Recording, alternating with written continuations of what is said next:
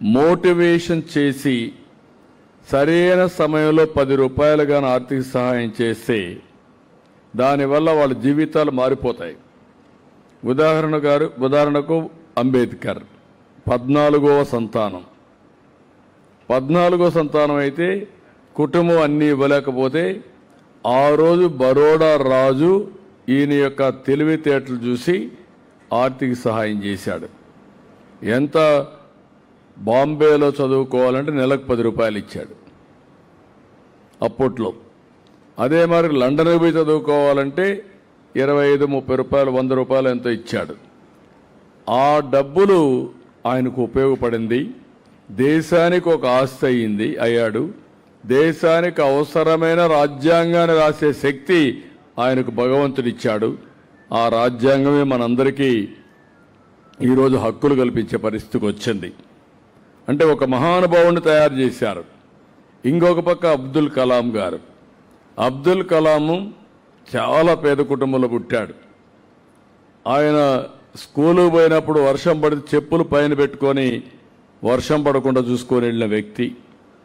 ఆయన కూడా ఒక స్ఫూర్తిదాయకంగా రావాలంటే అప్పట్లో ఒక బ్రాహ్మిన్ అయ్యంగారు మదురైలో ఆయన సహాయం చేశాడు. ఈయన దగ్గర చేర్చి సంస్కారం నేర్పించి నాలెడ్జ్ అప్పచెప్పి అవన్నీ చేస్తే అబ్దుల్ కలాం గారు భారత రత్నగా తయారయ్యాడు. ఈరోజు అణుశక్తి ఇన్నోవేట్ చేశాడు. మంచి ప్రెసిడెంట్ ఆఫ్ ఇండియాగా ఎమర్జ్ అయ్యాడు. ఆ రోజు ఆ అయ్యంగారు గారి పూర్తిగా స్ఫూర్తినివ్వకపోయింటే ఆయన ఆ ఊర్లోనే ఉండిపోయేవాడు, మన మారిగానే ఉండిపోయాడు. అలాంటి శక్తి వచ్చే అవకాశం ఉంటుంది. అందుకే నేను వీళ్ళని అడుగుతున్నా, మట్టిలో మాణిక్యాలుంటాయి. ఈ పిల్లల్ని బాగా చదివిస్తే వాళ్ళ శక్తి దేశానికి ప్రపంచానికి ఉపయోగపడుతుంది. All of you has to think in that direction. Thank you sir. Okay అమ్మా, థ్యాంక్ యూ సరసమ్మ. అమ్మాయికి ధన్యవాదములండి. అనంతరం అదానీ ఫౌండేషన్ నుంచి అభిషేక్ గారు, వారి యొక్క బంగారు కుటుంబం నుంచి కృష్ణవేణి గారు. అమ్మా రామ్మా, చెప్పమ్మా. అందరికీ నమస్కారము. నా పేరు కృష్ణవేణి, మాడాల కాలనీ గ్రామము. నా పరిస్థితి ముందర చాలా కష్టంగా ఉండింది సార్. మాకి సీఎం సార్కి చాలా ధన్యవాదాలు. అదానీ ఫౌండేషన్ సార్కి, మేడంకి, సార్ వాళ్ళకి అందరికీ చాలా చాలా ధన్యవాదాలు.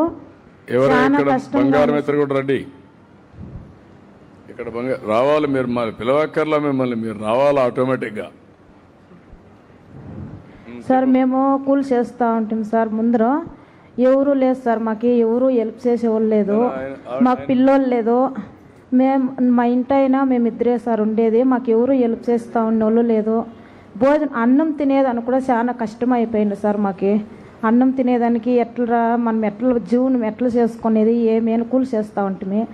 సారు మీద ఇంకా మా ఇంటాయన పడిపోయి కాలు ఇరిగిపోయేసి రాడేసిండారు సార్ మా ఇంటాయనకి.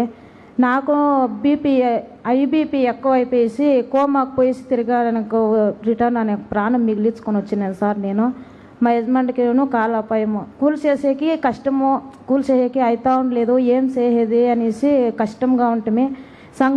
బంగారు మిత్రగా ఉండి ఆయన ఏపీ సార్ వాళ్ళు మేడం వాళ్ళంతా వచ్చి ఒక్కితాకు 10 సార్లు వచ్చి మీ పరిస్థితి ఎట్లుంది, ఏమి మీకు ఇల్లు ఉందే, భూమి ఉందే, మీకు ఎట్లా అనేసి అడిగిరి. మాకు ఇల్లు లేదు, భూమి లేదు, మాకు చిన్నగా కూలి చేసేకి కాకుండా అంగడి పెట్టుకుంటాము. దానికి అంగడికి కూడా మాకు వేసేకి డబ్బులు వేసేదానికి మాకు అవుతా ఉండలేదు, కష్టంగా ఉంది సార్ మాకు అని. దానికి సార్ వాళ్ళు మేము హెల్ప్ చేస్తామా, CM sir Adani foundation sir వాళ్ళు హెల్ప్ చేస్తారు అని చెప్పి. సరే, నాకు సంతోషమై అందరికీ ధన్యవాదాలు. 46,500 రూపాయలు ఇచ్చిండారు. ఇప్పుడు అంగడికి చైర్లు, tables, ice cream, cool drinks అంతా తీసుకొని ఫాస్ట్ ఫుడ్ సెంటర్కి అంతా అంగడికి అంతా తీసుకున్నాం సార్. ఇప్పుడు 7,000-8,000 అంత నెలకు ఆదాయం వస్తూ ఉండే. ఇప్పుడు 10,000కు రావాలని కోరుకుంటా ఉన్నాను.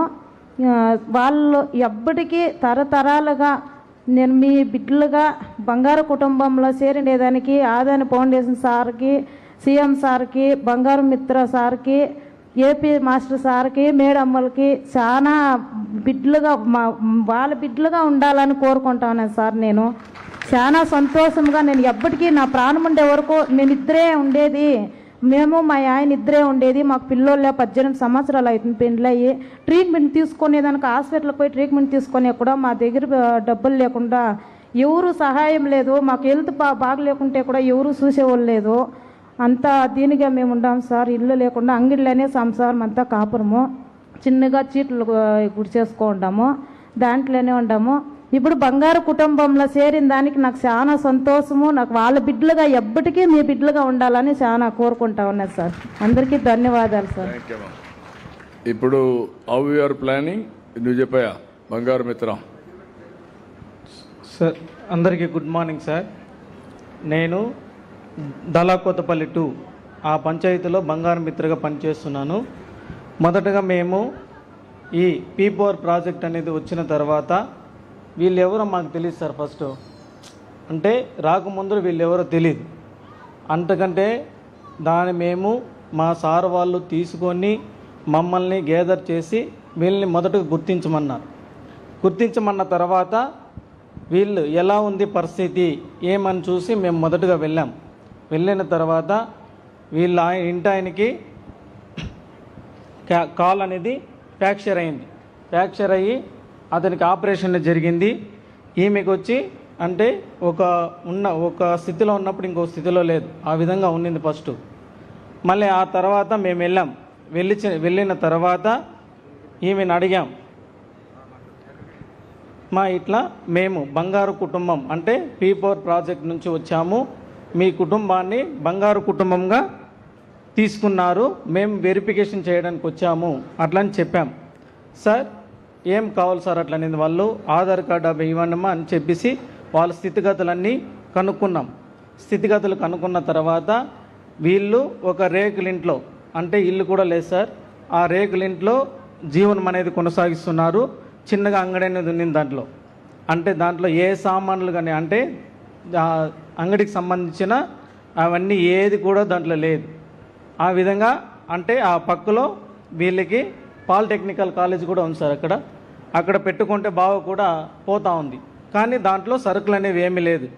ఆ తర్వాత గుర్తించి ఒకసారి కాకుండా 2 సార్లు పోయి వీళ్ళ స్థితిగతులు తెలుసుకొని మళ్ళీ FDP ప్లాన్ చేసాం సార్. FDP ప్లాన్ చేసిన తర్వాత మళ్ళీ అనగా వీళ్ళకి 46,500 రూపాయల సహాయం అనేది చేసి మేమే దగ్గరుండి అన్నీ కొనిచ్చి దానికి నిన్న సార్ వాళ్ళు, మా అదాని ఫౌండేషన్ సార్ వాళ్ళు, ఇక్కడ ఏపీ మా సార్ వాళ్ళంతా వచ్చి దాన్ని బాగా అంటే ప్రారంభం చేశాము. ఇప్పుడు ఇంచుమించుగా అక్కడ అంటే కాలేజీ ఉంది కాబట్టి పుస్తకాలు కొనుక్కోవడం కానీ స్నాక్స్ కొనుక్కోవడం కానీ ఇప్పుడు కొంచెం ఆదాయం అనేది పెరుగుతూ ఉంది sir. Thank you sir. Thank you. Can you explain? Our approach is actually sustainable. So when we met this Krishnavani, first of all enthusiasm. So that is also very important for us to see how, because she has that entrepreneurial skills, because she was running a very small snacks shop. When we met her, we motivated her to expand her business, and then she added very strategically. She added notebooks. She added a stall because there's a polytechnic school, a college there. So students come, and she has expanded every business, and she is quite motivated to do that. So our approach is also to continuously handhold the family, look at how also they look at the bookkeeping, because they also now need to know that if you are there spending anything, how much they are earning, what is the expenditure, how they can reduce the expenditure. So our approach is a long-term sustainable intervention with them then, so that they learn those enterprise and actually expand further also. Very nice of you. Congratulations. You understood very well. That is the concept.